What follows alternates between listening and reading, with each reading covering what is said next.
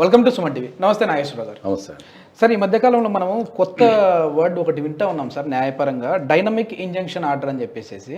So injunction order అంటే తెలుసు, కానీ డైనమిక్ ఇంజంక్షన్ ఆర్డర్ ఏంటి, ఎలాంటి సందర్భాల్లో దీన్ని యూజ్ చేస్తూ ఉంటారు? జనరల్గా కోర్టు పరిభాషలో ఇంజంక్షన్ అంటే ఏముంటుంది అంటే, ఎవరన్నా ఎదుటి వ్యక్తి ఒక పని చేయడం ద్వారా మనకేమన్నా లాస్ జరుగుతుంది లేదా మనకేమన్నా ఇబ్బంది కలుగుతుంది అనుకున్నప్పుడు మనం ఏం చేస్తామంటే కోర్టుకి వెళ్ళి ఇంజంక్షన్ ఆర్డర్ అని చెప్పి మనం తీసుకుంటాం. ఓకే. ఇప్పుడు ఇంజంక్షన్ ఆర్డర్ అంటే ఏంటి అంటే, మనకు ఒక స్థలం ఉంది, ఎవరో వ్యక్తులు వచ్చి ఆ స్థలాన్ని ఆక్రమించుకోవడానికి కానీ ఆ స్థలాన్ని యూజ్ చేసుకోవడం కానీ అనాథరేషన్ యూజేషన్ కానీ చేస్తున్నప్పుడు మనం కోర్టుకి వెళ్ళి ఏం చేస్తామంటే, నా స్థలంలోకి ఫలానా వ్యక్తి వస్తున్నాడు ఆపండి అని చెప్పి మనం కోర్టుని అడుగుతాం. ఓకే. ఇంజంక్షన్ ఆర్డర్ ఇవ్వండి వాళ్ళు రాకుండా అని అడుగుతాం. ఓకే. కోర్టు అన్ని పరిశీలించిన తర్వాత ఓకే ఆ స్థలం నీదే, నువ్వే ఓనర్వి, నీకు ఎదుటి వ్యక్తుల వల్ల ఇబ్బంది కలుగుతున్నప్పుడు కోర్టు ఆర్డర్ ఇస్తుంది. ఏమని? ఇంజంక్షన్ ఆర్డర్ ఇస్తుంది. ఆ ఎదుటి వ్యక్తులు ఆ స్థలం మీదకి రాకుండా ఇంజంక్షన్ ఆర్డర్ ఇస్తుంది. అంటే ఇంజంక్షన్ అంటే ఏంటంటే, ఒక పర్టికులర్గా ఒక పని కోసం ఇచ్చేదాన్ని ఇంజంక్షన్ ఆర్డర్ అంటాం మనం. ఓకే. ఓకే. డైనమిక్ ఇంజంక్షన్ అంటే ఏంటంటే, కొన్ని పనులకు ప్రత్యేకమైన డైరెక్షన్స్ ఉండవు. అంటే మనం ఖచ్చితంగా ఇప్పుడు ఇంజంక్షన్ అంటే ఏంటంటే, ఒక ఖచ్చితంగా ఇచ్చేదాన్ని ఒక ఆర్డర్ని ఇంజంక్షన్ అంటాం మనం. అంటే పర్టికులర్గా ఈ రకమైన పని చేయొద్దు, ఈ రకమైన పని చేయొద్దు అనేదాన్ని మనం డైరెక్ట్ ఇంజంక్షన్ ఆర్డర్ అంటాం. ఓకే. డైనమిక్ అంటే ఏంటంటే, ఆ పనిని నువ్వు ఏ రూపంలో చేసినా. ఓకే. అంటే అది అక్కడ మనం కొన్ని ఇంజంక్షన్ ఆర్డర్లు ఏంటంటే, కంపల్సరీ ఈ పని చేయొద్దు అని ఒక స్పెసిఫిక్గా రాసి ఉండదాన్ని ఇంజంక్షన్ అంటాం. డైనమిక్ ఇంజంక్షన్కి అట్లా స్పెసిఫిక్గా ఒక పర్టికులర్ విషయాన్ని రాయలేరు. ఎలాంటి సందర్భాల్లో? ఎలాంటి సందర్భాల్లో అంటే మీకు అర్థమయ్యే భాషలో ఏంటంటే, ఇప్పుడు క్రెడిట్ కార్డ్స్ మనం కడతాం లేము అనుకుందాం. సపోజ్ క్రెడిట్ కార్డ్స్ వాడినాం, మనం కడతాం లేము బిల్లు.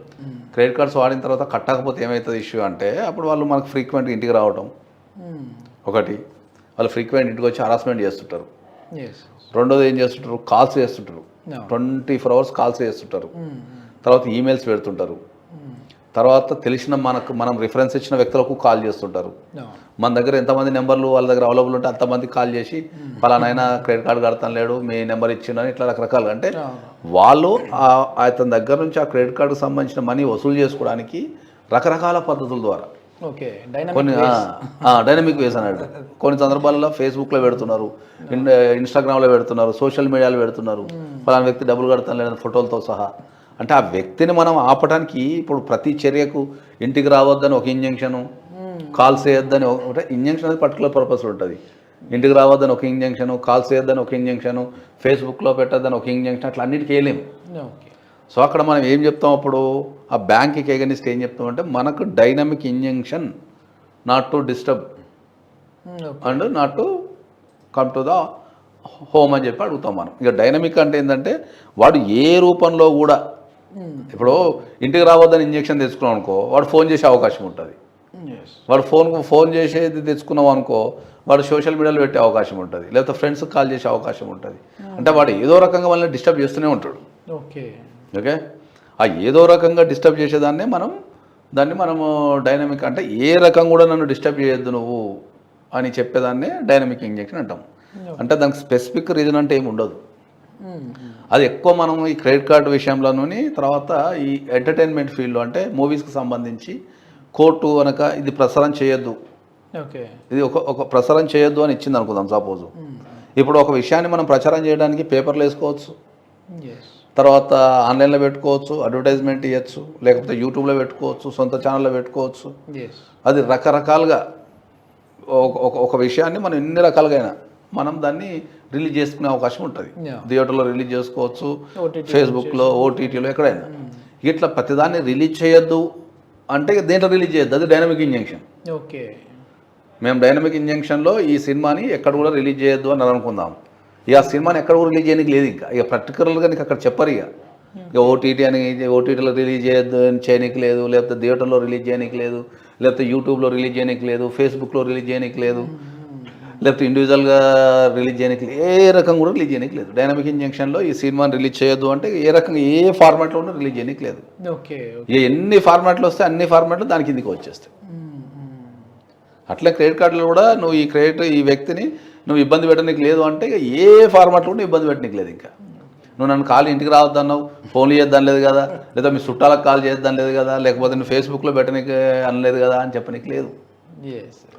సో ఒక మల్టీపర్పస్ అంటే ఒక విషయాన్ని ఆపటానికి చాలా రకాలు ఉన్నప్పుడు ఆ రకాలన్నింటినీ కలిపి మనం ఒకటే దగ్గర అడగటాన్ని డైనమిక్ ఇంజెక్షన్ అంటాం మనం. ఇది ఎలాంటి సందర్భాల్లో జారీ చేస్తూ ఉంటాయి సార్ కోర్టులు కూడా?